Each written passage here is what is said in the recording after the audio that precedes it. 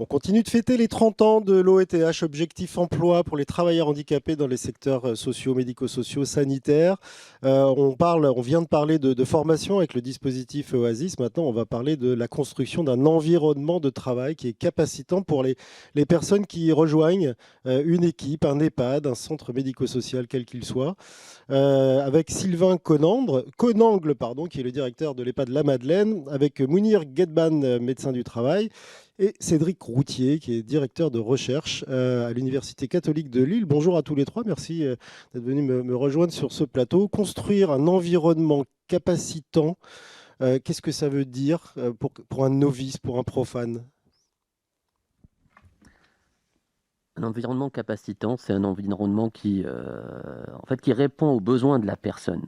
On parle beaucoup de capacité à l'échelle individuelle, on parle beaucoup de possibilités à l'échelle individuelle, mais il faut que l'environnement, lui, soit capacitant pour que la personne puisse en fait exercer son droit fondamental qui est le travail. Parce que quelqu'un comme Sandrine, qu'on a entendu, une fois qu'elle est formée, la jeter dans la fosse aux lions sans avoir préparé la fosse et enlever les lions, comme on dit, ça sert strictement à rien. Ah ben oui, en fait, il faut que le travail, lui, s'adapte à la personne. Et donc, du coup, il faut sortir de la démarche individuelle, il faut que ça soit une démarche collective, systémique, qui répond aux besoins de la personne, de l'environnement de travail, de ses collègues et de l'organisation de travail. Ça, c'est un élément indispensable. Une démarche collective, mais sur mesure à chaque fois. Sur mesure à chaque fois, parce qu'elle doit répondre également en fait, aux besoins de la personne. Alors concrètement, qu'est-ce que ça veut dire? Comment on peut s'adapter à une situation comme celle de Sandrine, par exemple, nous a expliqué qu'elle avait des douleurs permanentes. Comment doit réfléchir l'équipe pour créer cet environnement capacitant? L'équipe ne doit pas être seule avec son manager, son directeur. Elle doit aussi s'entourer en fait des acteurs, des experts en fait de l'accompagnement, en fait de l'insertion et du maintien dans l'emploi. Ça, c'est indispensable parce que si l'équipe se retrouve seule face à cette question sans préparation préalable, sans formation, ben, en fait, les régulations s'épuisent très vite. Et ça, c'est un élément très important. Donc, que ce soit la direction de l'établissement, que ce soit l'équipe, que ce soit en fait la personne concernée, il faut qu'il y ait un accompagnement de proximité. Donc ça s'apprend en fait. Intégrer un collègue en situation de handicap, ben ça s'apprend, ça s'accompagne dans la durée. C'est pas juste de la logique en fait. C'est pas juste de la logique. C'est pas inné en fait. Alors comment on y réfléchit dans ce cas? Bah, exactement comme ça vient d'être explicité, hein. Je dis souvent que le rôle du chercheur, qui travaillons beaucoup dans notre équipe avec des professionnels et des acteurs de terrain, se résume souvent à reprendre et parfois même dire moins bien ce qui a déjà été explicité par eux-mêmes, qui sont quand même au contact des situations dont on parle. Alors, pour jouer l'universitaire de service, cette notion d'environnement capacitant, par exemple, elle a été théorisée notamment dans le champ de l'ergonomie, pas uniquement. Initialement, elle naît beaucoup des écrits, enfin en tout cas, elle est issue des écrits notamment d'un théoricien de ce qu'on appelle les capacités ou les capabilités, qui était Amartya Sen, et qui peu à peu voit cette notion de capacité, de capacité qui doivent s'inscrire dans des environnements, et dont l'idée maître que vous avez déjà explicitée, hein, c'est de permettre à une personne d'accomplir dans sa vie les choix qui, pour elle, ont de l'importance. Là, c'est de mettre en place des environnements justement qui seraient capacitants. Et si j'en viens à cette définition, dans le champ de l'ergonomie, par exemple pour Falzon, on a dans l'idée d'un environnement capacitant qui le permette à la fois de se développer en fonction de fonctionnement que l'on souhaite et de voir son autonomie soutenue et maintenue le plus durablement Est-ce possible. qu'on peut arriver à modéliser un peu quand même les choses ou est-ce que ça reste juste théorique et ensuite il y a une déclinaison très, très pratique et individuelle? Alors là, vous entrez sur mon autre cheval de bataille. Je ne sais pas dans quelle mesure il est possible, ou nous sommes capables, pour en jouer, de modéliser de manière un peu générique ce que pourrait être un environnement capacitant. On sait qu'on a quand même quelques guides, hein. Il y a 3 éléments principaux dans la définition, qui soient universels, donc qu'ils singularisent en fonction de chacun, qu'ils soient dans une forme de prévention, donc ça veut dire penser le travail pour qu'il soit non délétère, et je crois qu'on va avoir dans les témoignages un certain nombre de choses qui vont vraiment dans cette direction-là. Et puis également qu'ils permettent le développement. Mais une fois qu'on a dit ça, et j'aurais fait ma conclusion, et donc j'aurais plus besoin de reprendre la parole, J'espère bien que si, il nous reste un peu de temps. C'est vraiment une affaire collective. Et donc, ça me paraît toujours difficile de répondre à la fois à l'idée de modéliser au sens de généraliser, de donner des guides un petit peu prêts à l'emploi. Ça peut quand même représenter au moins des pistes de travail qui ont été quelque part validées par des recherches scientifiques et puis par une mise en application la plupart du temps quand même, parce qu'au final, c'est pas juste pour réfléchir, c'est aussi pour agir. On est bien d'accord. Et d'ailleurs, comme on est particulièrement intéressé aux recherches-actions, c'est un verbe auquel je suis tout à fait sensible. Pour ce qui est d'agir, ça va s'ancrer dans les environnements concernés spécifiquement. Ça, c'est tous les travaux, pour le coup, par exemple, de Falzon, de Fernagu-Houdet, et de toutes ces structures qui elles-mêmes se mettent à réfléchir sur le temps long, comment on peut faire en sorte qu'une personne reste dans l'emploi sans qu'elle se sente à un moment donné ostracisée de telle manière qu'elle en sorte aussi. Alors, Sylvain Connangle, est-ce que ces modélisations sont applicables facilement, compréhensibles facilement sur le terrain pour maintenir des équipiers, des collaborateurs en situation de handicap dans l'emploi ? Alors, bien évidemment, je rejoins largement ce qui a été dit. En premier lieu, je voudrais dire que c'est un état d'esprit, c'est une culture institutionnelle. C'est-à-dire que l'environnement capacitant, ce n'est pas quelque chose qui se décrète du jour au lendemain, c'est quelque chose qui se cultive au fur et à mesure. Qui s'invente ? Qui s'invente, mais après qui se cultive. C'est-à-dire qu'on ne peut pas se déclarer du jour au lendemain un environnement capacitant. On peut le déclarer, mais après, c'est quelque chose qu'on doit amener dans un état d'esprit, dans une culture institutionnelle. On parle beaucoup, effectivement, de l'accueil des personnes en situation de handicap. Moi, je voudrais dire que dans notre secteur, notamment, il est très important de parler aussi des situations de maintien dans l'emploi. Parce que la notion de maintien dans l'emploi renvoie à une logique de santé au travail. Et aujourd'hui, on est un peu trop bloqué dans notre monde médico-social, on va dire, sur deux fondamentaux. Le premier, c'est la rémunération des professionnels. La deuxième, c'est les taux d'encadrement. Et moi, aujourd'hui, je voudrais qu'on parle d'autre chose. Je voudrais qu'on parle des taux d'encadrement disponibles. Le taux d'encadrement disponible est quelque chose de fondamental. C'est-à-dire que souvent, on dit on n'a pas assez de professionnels dans le secteur médico-social, ce qui est une évidence. Quand on parle de taux d'encadrement chez nous, c'est du 0,6, du 0,7, excusez-moi de parler de chiffres. Mais la question qu'on peut se poser, est-ce que vaut mieux avoir un taux d'encadrement de 0,6 avec un taux d'absentéisme de 5% ou vaut mieux avoir un taux d'encadrement de 0,8 avec un taux d'absentéisme de 10%? Donc c'est là, effectivement, que tout l'enjeu de la santé au travail arrive. C'est-à-dire qu'il faut sortir des sentiers battus, il faut aller vers une logique de maintien dans l'emploi, mais aussi de qualité de vie au travail. Et la qualité de vie au travail, c'est quelque chose de fondamental.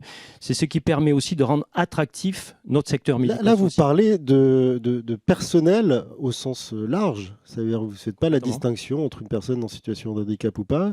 Et vous dites simplement que là, pour le coup, votre modélisation, c'est si on augmente un petit peu le taux d'encadrement, on diminue d'autant la perte en dessous. C'est-à-dire que je pense que c'est très important de parler de situation de handicap. Tout à l'heure, ça a été précisé. Il faut que ça soit un modèle systémique. C'est-à-dire qu'on ne peut pas isoler les travailleurs handicapés de l'autre. Le maintien dans l'emploi concerne tout le monde. Complètement.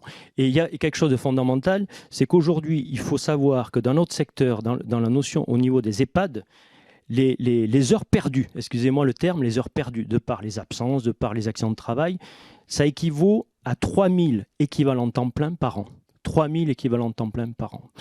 Donc je crois que ce n'est pas un luxe et c'est pour ça qu'est né effectivement, pour entrer dans de l'opérationnel entre guillemets, est né ERAPRO, l'évaluation des risques des aidants. Et ERAPRO effectivement qui est né en Nouvelle-Aquitaine grâce au soutien de l'OTH part de cette logique-là. C'est-à-dire elle part d'une logique où on va relier deux mondes qui s'ignorent, qui ne se parlent pas. Le monde de l'évaluation clinique, c'est-à-dire l'évaluation clinique auprès de la personne âgée, et le monde, si vous voulez, des ressources humaines, de l'organisation, du management et de l'intérêt pour le professionnel. Et ces deux mondes, qui est l'évaluation clinique et qui est l'aide apportée au niveau de la personne âgée, si on réussit à relier ces deux mondes, on fait un pas de géant sur ce qu'on appelle le sens au travail. Et quand on relie ces deux mondes, ça passe par le phénomène de faire une évaluation auprès de la personne âgée, mais pas se limiter à la mise en application du projet d'accompagnement personnalisé pour la personne âgée. Et c'est là où ERAPRO est quelque part novateur, c'est-à-dire qu'il va aller aussi détecter, avec des indices très forts et très concluants, on va dire, les risques potentiels en matière d'accident de travail, de maladies professionnelles, notamment TMS et RPS. Parce qu'on le sait aujourd'hui que dans le monde des EHPAD ou du secteur aide à domicile, c'est plus de 85% qui sont liés au TMS et au niveau des RPS. Vous êtes médecin du travail. Comment vous réagissez à ce genre de propos? Parce que réconcilier ces deux mondes et le faire pour tous, parce que c'est le discours de Sylvain, on ne fait pas quelque chose pour une personne, on fait quelque chose pour tout le monde, et du coup ça sert à l'une. Est-ce que c'est aussi votre manière de voir et de travailler d'ailleurs, tout simplement? C'est à quoi, en fait, aujourd'hui, notre démarche a vraiment évolué. Parce que si, en fait, on reste sur une démarche, en fait, du 19e siècle, on va agir sur de la prévention tertiaire. On attend que la personne soit en situation de handicap, et là, on va essayer d'adapter la situation de travail à elle. Mais comme le dit Sylvain très bien, il faut la mettre en place, la structurer pour qu'elle réponde aux besoins de chacun à chaque moment de sa vie professionnelle. Sachant que beaucoup de salariés aujourd'hui, même s'ils sont en situation de handicap non reconnu, parce que tout le monde ne fait pas la démarche d'avoir une reconnaissance qualité de travailleur handicapé, mais peut avoir des soucis de santé, que ce soit lié à l'âge, que ce soit lié à des pathologies, que ce soit un handicap acquis. Donc quand on structure la démarche d'emblée au sein d'une entreprise, elle nous permettra de l'adapter à l'individu et non pas de gérer des situations dans l'urgence parce que monsieur ou madame un tel est en situation de handicap.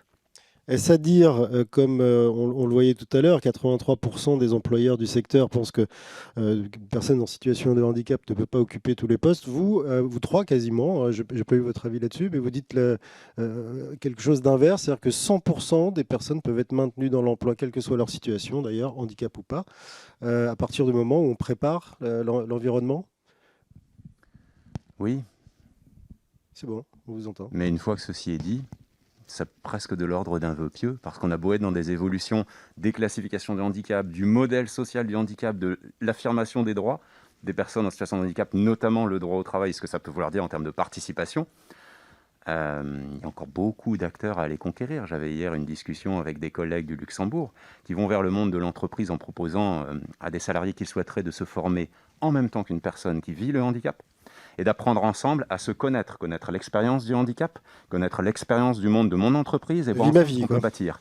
C'est l'équivalent d'un vie ma vie avec une sorte d'objectif finalisé, et ici plus spécifiquement dans le champ d'une situation de handicap particulière qui est le handicap mental, la déficience intellectuelle. Aucune entreprise pour l'instant n'embarque. Il n'en voit, et je répète quasiment les mots du collègue, strictement pas l'intérêt à court, voire à moyen terme. Ce qui montre le déplacement qui reste à opérer au-delà alors de notre champ, puisqu'ici on parle d'entreprises tout venant du secteur privé, mais parfois même au sein de notre champ, parce que, et c'est peut-être une autre porte qu'on peut ouvrir, c'est vrai que quand on parle d'environnement capacitant et du maintien dans l'emploi, et de l'importance et de ce que peut apporter une personne qui vit ou qui commence à vivre ou qui a vécu des situations de handicap à l'entreprise ou au lieu où elle vient travailler, on oublie de rappeler que ce n'est pas toujours des victoires, que ça peut parfois être difficile, ça peut parfois être une sorte de poids et de contrainte qui s'appuie, et dans lequel la reconnaissance, elle a deux versants. C'est ce que raconte Anne Revillard notamment. C'est à la fois quelque chose qui est utile, une reconnaissance, et ça me permet d'être mieux soutenu dans mes aspirations. Mais quelle épreuve? Mais quelle épreuve, parfois. Quelle épreuve à rappeler quand les collègues finissent par considérer que si la situation disparaît, dite de handicap, est-ce qu'il y aura encore besoin de toutes ces mesures d'accompagnement? Et donc, est-ce que tu ne profiterais pas de privilèges? Voire, je dois le maintenir pour l'entreprise elle-même parce que sinon, je perds un avantage pour elle. Ma RQTH, qui est aussi pour elle. Un retournement de situation. Est-ce qu'il y a justement des coopérations, comme le disait Cédric, entre le privé et les secteurs du médico-social? Parce qu'il y a des expériences qui sont faites d'un côté comme de l'autre, qui peuvent être bénéfiques pour construire cet environnement bienveillant et qui permet de maintenir toute personne dans l'emploi. Je m'adresse à l'un ou l'autre, comme vous voulez, ou les deux. Oui, je pense qu'il y a quand même... Moi, je rejoins ce que vous avez dit, c'est-à-dire qu'il y a... En France, ce n'est pas un sujet tabou, mais comme vous l'avez dit, on ne voit pas forcément l'intérêt. Bon. Après, pour répondre à votre question clairement, est-ce que toutes les personnes en situation de handicap, c'est votre question, peuvent rejoindre le secteur? Bon. Je pense que dans notre secteur, notamment au niveau des... Ma question, c'est est-ce qu'il y a des expériences partagées entre le privé, le public et le médico-social, portant justement sur la sécurisation d'un environnement de travail, pardon, je cherchais le mot, avec je sais pas, vous prenez quelque chose, vous avez un exemple chez IBM et vous dites, tiens, on peut peut-être aussi nous l'appliquer ici, parce qu'il y a quand même des expériences qui sont faites à l'échelle mondiale. Vous parlez du Luxembourg, mais c'est vrai que même à l'échelle simplement européenne, il y a peut-être des expériences qui sont intéressantes, même hors secteur médico-social. Après, moi, dans le secteur médico-social, moi je parle de ce que je connais, dans le monde des EHPAD, la difficulté qu'il y a, et j'y reviens, c'est qu'on travaille, ça a été dit, trop en prévention pas primaire, on travaille beaucoup en prévention, on va dire secondaire, au mieux. Presque en réaction. Exactement. Et donc, partant de là, malheureusement, je dirais quand le mal est fait, excusez-moi l'expression, c'est très compliqué de rapatrier, entre guillemets, une personne en situation de handicap dans le secteur. En sachant que dans notre secteur, la manutention, c'est 60 ou 70% de boulot pour une aide-soignante, une AMP. Donc, ça me paraît compliqué lorsque une personne est en situation de handicap de la réintégrer, sauf effectivement lorsqu'on a la chance d'avoir des services diversifiés où une personne peut faire des tâches moins sujettes par rapport à la manutention notamment. Par contre, la véritable question, c'est tout ce qui touche les RPS et les risques psychosociaux. Là, par contre, effectivement, notre secteur est en train d'exploser en matière de risques psychosociaux, notamment par rapport effectivement à une pression, on le disait tout à l'heure, lié au Covid, mais c'était avant la Covid, donc on ne peut pas tout mettre sur la Covid. Là, par contre, je pense qu'effectivement, il y a des possibilités de réintégrer des personnes qui sont en situation de handicap, parce que le risque psychosocial peut être plus facilement, je trouve, évacué dans une structure que la problématique des risques de manutention. Mounir Ghedban, est-ce que vos travaux, parce que c'est votre métier de tous les jours, portent aussi sur le retour à l'emploi après un arrêt de longue durée pour une maladie assez invalidante? Comment on envisage dans ces cas-là le retour d'une personne qui part quasiment en forme et qui revient pas en forme longtemps après? Ça se prépare. En fait, on a un problème en France aujourd'hui, c'est que quand les salariés sont en arrêt de travail de longue durée, en fait, on les repère très tardivement. Donc, il y a une problématique en fait, de repérage précoce et d'accompagnement précoce. Et on sait que la désinsertion professionnelle, le risque de désinsertion commence bien avant l'arrêt de travail. C'est-à-dire qu'il s'installe tout au long du parcours. Et si on n'a pas repéré les signaux faibles, malheureusement, on arrive à l'arrêt lent. Et durant l'arrêt, le salarié est isolé. En fait, il s'occupe de son parcours de soins et si les acteurs qui peuvent intervenir durant cet arrêt de travail ne le repèrent pas précocement, ne lui proposent pas un accompagnement précoce, malheureusement, on va aller sur une perte d'emploi sans alternative, donc l'inaptitude. Et il faut savoir qu'il y a beaucoup d'acteurs qui peuvent l'accompagner durant son arrêt de travail, les services de santé au travail, l'assurance maladie, les Cap emploi, les MDPH également.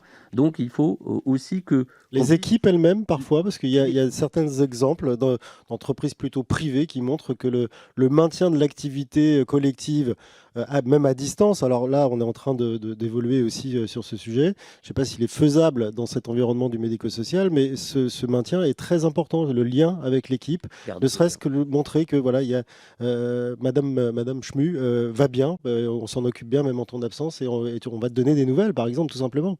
Garder le lien est très important, ça sort le salarié de son isolement et surtout ça permet de lui donner des informations pour qu'il puisse se remobiliser précocement et que ça nous permette avec les entreprises aussi de structurer la démarche de retour dans l'emploi et aussi s'acculturer avec cette démarche pour qu'elle soit reproduite au fur et à mesure.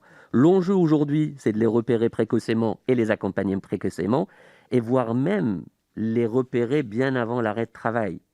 Et ça, aujourd'hui, celui qui voit son salarié tous les jours, c'est l'employeur, c'est le manager, c'est la cadre de proximité, c'est les collègues. Et il doit y faire attention. Et doit y faire attention parce qu'il y a cette invisibilité aussi de ces maladies, de ces handicaps. On n'en parle pas aisément en entreprise. Cédric Routier, comment on peut imaginer à votre échelle, qui est une échelle de scientifique, d'universitaire, justement, peut-être pas modéliser, mais en tous les cas développer des messages lisibles par tous les employeurs pour leur permettre d'anticiper. Là, le mot a été prononcé plusieurs fois. Si on n'anticipe pas les situations, on ne fait que de la rustine et finalement, ça ne sert pas à grand-chose.